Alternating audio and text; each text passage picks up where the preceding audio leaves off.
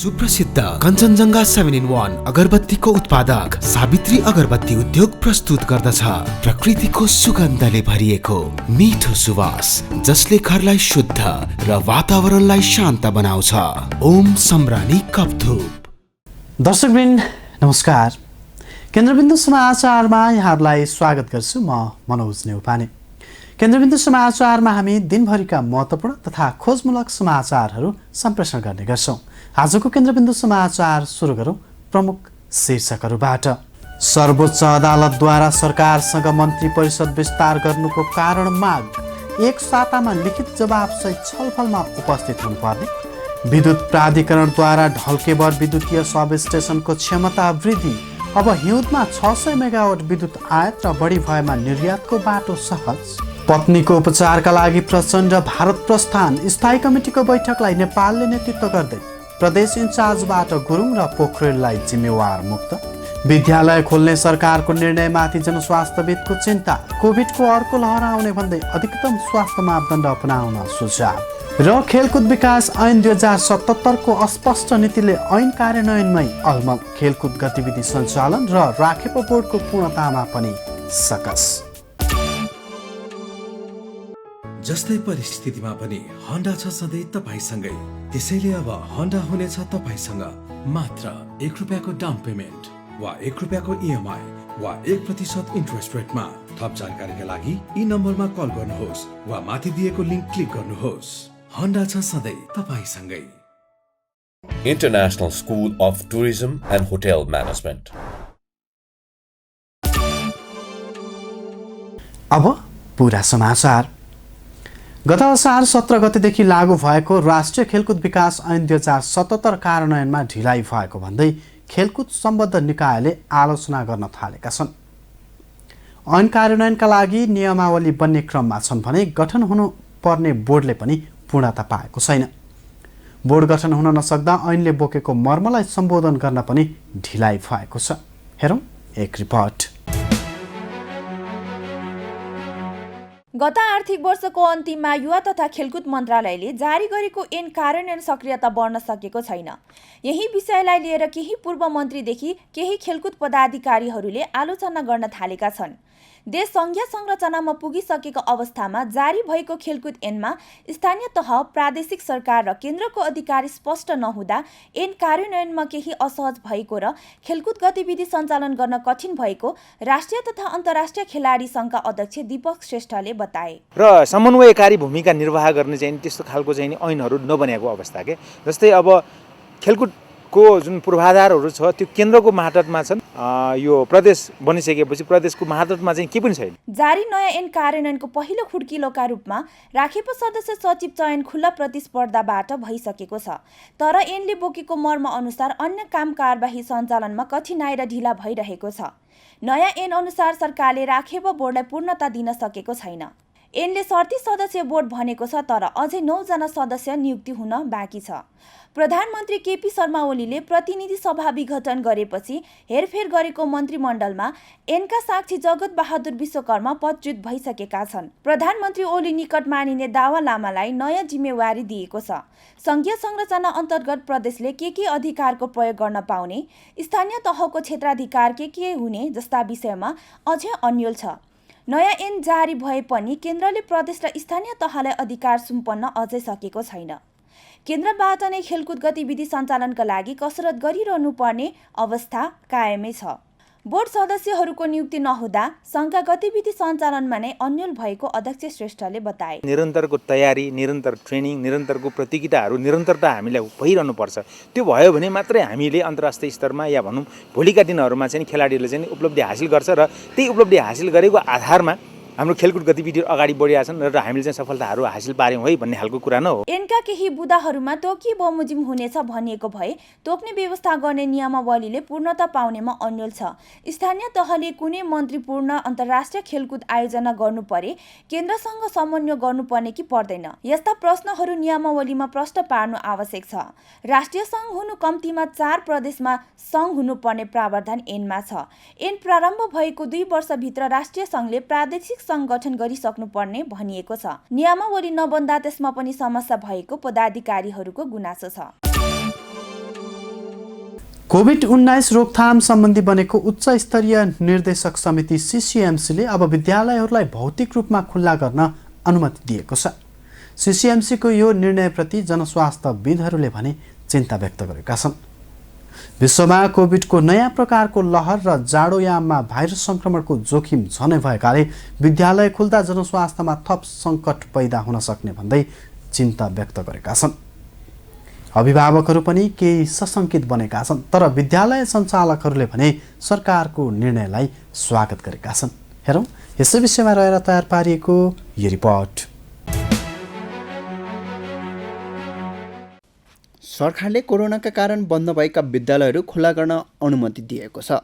आइतबार बसेको कोभिड रोकथाम सम्बन्धी बनेको उच्चस्तरीय निर्देशन समिति सिसिएमसीको बैठकले आवश्यक परेमा विद्यालय, चलचित्रघर, जिमखाना लगायतलाई बन्द गर्न सक्ने अधिकार जिल्ला कोभिड सङ्कट व्यवस्थापन केन्द्रलाई दिएर हाललाई खुल्ला गर्ने निर्णय गरेको हो। अब स्वास्थ्य मापदण्ड पुरा गरेर विद्यालयहरू खोलिनेछन्। विद्यार्थीहरू लामो समयपछि विद्यालय आएर पढ्न पाउने भएका छन्। कोरोना भाइरस सङ्क्रमण दर न्यूनीकरणका लागि भन्दै नेपालमा पहिलो पटक गरिएको लकडाउनसँगै नेपालको शैक्षिक गतिविधि सुस्ताएको थियो। पछि सरकारले नै साउन 1 गतेबाट वैकल्पिक तथा इन्टरनेट मार्फत अनलाइन शिक्षा प्रणाली मार्फत पठन पाठन सुरु गरेको थियो। तर यो प्रविधि नेपालको परिप्रेक्ष्यमा त्यति सुहाउँदो नहुँदा प्रभावकारी बन्न सकेको छैन। यसरी विद्यालय तथा शैक्षिक क्षेत्रमा देखिएको असरलाई मूल्याङ्कन गर्दै विद्यालय खोल्ने निर्णय गरेको हो। तर कोरोना जोखिम कायमै रहँदा भौतिक रूपमै विद्यालय खोल्ने निर्णय कतिको सान्दर्भिक र सुरक्षित छ भन्ने विषयमाथि भने सरकारले त्यति ध्यान नपुर्याएको देखिन्छ। यस सन्दर्भमा अभिभावक र जनस्वास्थ्यविदहरूले पनि पर्याप्त ध्यान नपुर्याई गरिएको निर्णय भएको बताएका छन्। विश्वमा नयाँ प्रकारको कोभिड-19 को लहर देखिँदै गर्दा हतारोमा विद्यालय खोल्ने निर्णय गर्नु नहुने जनस्वास्थ्यविदहरूको भनाइ छ। यदि भौतिक रूपमै विद्यालयहरू खुला गर्दा जाडो मौसमका कारणले पनि कोभिडको नयाँ लहर सुरु हुन सक्ने जनस्वास्थ्यविदहरूको भनाइ छ। यस सम्बन्धमा जनस्वास्थ्यविद तथा सौररोग विशेषज्ञ शेरबहादुर पुर भन्छन्, कोभिडको नयाँ लहर आइरहेको र जाडो मौसम पनि भइरहेकाले जनस्वास्थ्यका हिसाबमा अहिले नै विद्यालय खोल्नु जोखिमयुक्त नै छ। कोरोना असरका कारण शैक्षिक क्षेत्रमा देखेको प्रभावका बीच अधिकतम स्वास्थ्य मापदण्डका साथ विद्यालय चलाउन विशेषज्ञ पुनको आग्रह छ।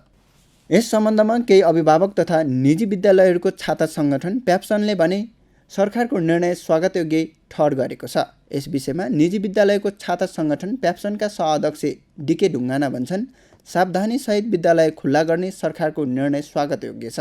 उनले अब सबै निजी विद्यालयहरूले स्वास्थ्य मापदण्ड अपनाएर विद्यालय सञ्चालन गर्ने पनि जानकारी दिए। यस्तै प्रिमियम इन्टरनेसनल स्कुलकी अध्यक्ष पवित्रा लिम्बुले पनि अब औपचारिक रूपमा विद्यालय खुल्ने कुरा सुखद रहेको बताइन्। लामो समयदेखि विद्यार्थीले राम्रोसँग पढ्न नपाएको अवस्थामा अब स्वास्थ्य मापदण्ड अपनाएर पठन पाठन सुरु गर्ने पनि उनले बताइन्। नेपाल कम्युनिस्ट पार्टी प्रचण्ड नेपाल समूहका अध्यक्ष पुष्पकमल दाहाल प्रचण्ड पत्नी सीता दाहालको उपचारका लागि सोमबार भारत प्रस्थान गरेका छन्। उनी भारत प्रस्थान गर्ने भएसँगै पेरिस डाँडामा जारी प्रचण्ड नेपाल पक्षको स्थायी कमिटी बैठकको नेतृत्व अर्का अध्यक्ष माधव कुमार नेपालले गरिरहेका छन्। उक्त बैठकले सोमबार प्रदेश इन्चार्जबाट पृथ्वी सुब्बा गुरुङ र शङ्कर पोखरेललाई जिम्मेवारीबाट हटाई नयाँ नेतृत्व पनि चयन गरेको छ। हेरौँ यसै सम्बन्धमा रहेर तयार पारिएको यो report. Nepal communist party Prachanda Nepal समूहका अध्यक्ष पुष्पकमल दाहाल प्रचण्ड पत्नी सीता दाहालको उपचारका लागि सोमबार भारत प्रस्थान गरेका छन्। प्रचण्ड आज बिहान 11:30 बजे दिल्ली प्रस्थान गरेका हुन्। उनी दिल्ली प्रस्थान गरे पनि सीता दाहालको उपचार भने मुम्बईमा हुने बताइएको छ। पार्किन्सन्स जस्तो देखिने प्रोग्रेसिभ सुपरा न्युक्लियर पाल्सी रोगबाट ग्रसित सीताको केही दिनदेखि राजधानीको मेडिसिटी अस्पतालमा उपचार भइरहेको थियो। सोमबार थप उपचारका लागि उनलाई भारत लगिएको प्रचण्डको निजी सचिवालयले जनाएको हो। यता पत्नीको उपचारका लागि प्रचण्ड दिल्ली गएपछि आइतबारदेखि जारी प्रचण्ड माधव पक्षीय स्थायी कमिटी बैठकको अध्यक्षता अर्का अध्यक्ष माधव कुमार नेपालले गरेका छन्। आइतबार पेरिस डाँडामा बसेको स्थायी कमिटी बैठकले तत्कालै स्थानीय कमिटीमा खाली पदमा नेतृत्व व्यवस्थापन गर्ने विषयमा छलफल गरेको थियो। यस्तै बैठकमा पहिलो चरणको आन्दोलन र त्यसले पारेको प्रभावबारे पनि छलफल भएको थियो। बैठकमा स्थायी कमिटी सदस्यहरूले पार्टीमा विभाजन आए पश्चात स्थानीय तह र जिल्लाहरूमा के कस्तो अवस्था छ भन्नेबारे रिपोर्टिङ गरेका थिए। उक्त बैठकको निरन्तरता दिँदै सोमबारको बैठकमा नेकपाको प्रचण्ड माधव समूहले प्रदेश इन्चार्जबाट पृथ्वी सुब्बा गुरुङ र शङ्कर पोखरेललाई जिम्मेवारीबाट हटाएको छ। कमिटी बैठकले गण्डकी प्रदेशको इन्चार्जबाट गुरुङ र लुम्बिनी प्रदेशको इन्चार्जबाट पोखरेललाई हटाएको हो। गण्डकीमा देवेन्द्र पौडेल र लुम्बिनीमा युवराज गेवाली इन्चार्ज तोकिएका छन्। यस्तै प्रदेश नम्बर 1 बागमती प्रदेश, कर्णाली प्रदेश र सुदूरपश्चिम प्रदेशमा भने यो समूहकै नेता इन्चार्ज रहेका छन्। ओली समूहले भने यसअघि नै प्रचण्ड माधव समूहमा रहेका इन्चार्जहरूलाई हटाएर नयाँ जिम्मेवारी दिइसकेको छ। यो पक्षले बैठक मार्फत नेताहरूको जिम्मेवारी टुङ्ग्याउन माधव नेपालको संयोजकत्वमा कार्यदल पनि बनाएको छ।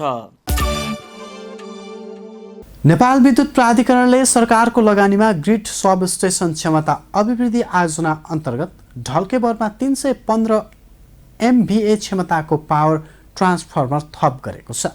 यो सँगै अब नेपाललाई आवश्यक परेको खण्डमा भारतबाट 600 मेगावाट विद्युत आयात गर्न सकिनेछ। यस्तै बढी भएको समयमा विद्युत निर्यातमा पनि सहज भएको प्राधिकरणले जनाएको छ। यस्तै दुई मुलुकबीच एनर्जी बैंकिङको सैद्धान्तिक सहमति भइसकेको अवस्थामा अब दुई मुलुकबीच एनर्जी बैंकिङको बाटो समेत खुल्ने भएको छ। हेरौँ यसै विषयमा रहेर तयार पारिएको यो रिपोर्ट। धनुषामा रहेको देशकै ठूलो ढल्केबर विद्युतीय सबस्टेशनको थप क्षमता बढाइएको छ। नेपाल विद्युत प्राधिकरणले सरकारको लगानीमा ग्रिड सबस्टेशन क्षमता अभिवृद्धि आयोजना अन्तर्गत ढल्केबरमा 220/132 315 MV क्षमताको पावर ट्रान्सफर्मर थप गरेको हो। प्राधिकरणका कायम मुकायम कार्यकारी निर्देशक हितेन्द्र देव शाक्यले सबस्टेशनमा जडान गरिएको 315 MV को थप पावर ट्रान्सफर्मरको आइतबार 10:30 बजे चार्ज गरिएको जानकारी दिए। अहिले ढल्केबर सबस्टेशनमा 220/132 kV का दुईवटा ट्रान्सफर्मर सञ्चालनमा छन्, जसको क्षमता 320 MVA छ। अब सबस्टेशनको क्षमता 635 MVA पुगेको छ।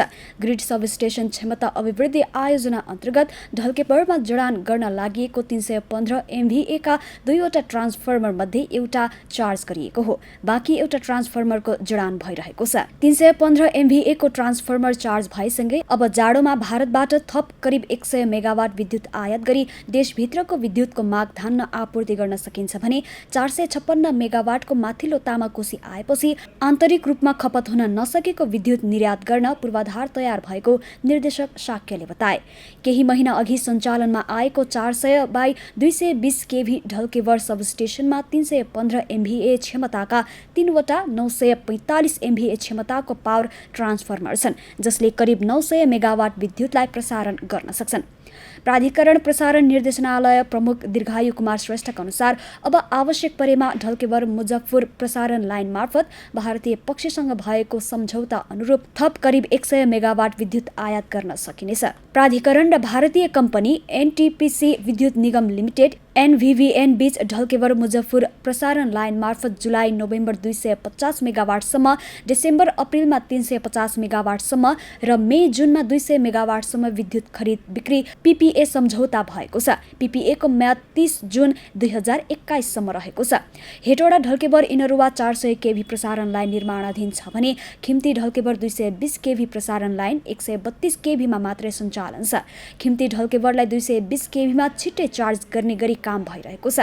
456 मेगावाटको माथिल्लो तामाकोसी जलविद्युत आयोजनाको विद्युत यही प्रसारण लाइन मार्फत ढल्केबर पुर्याउने प्राधिकरणको योजना रहेको छ।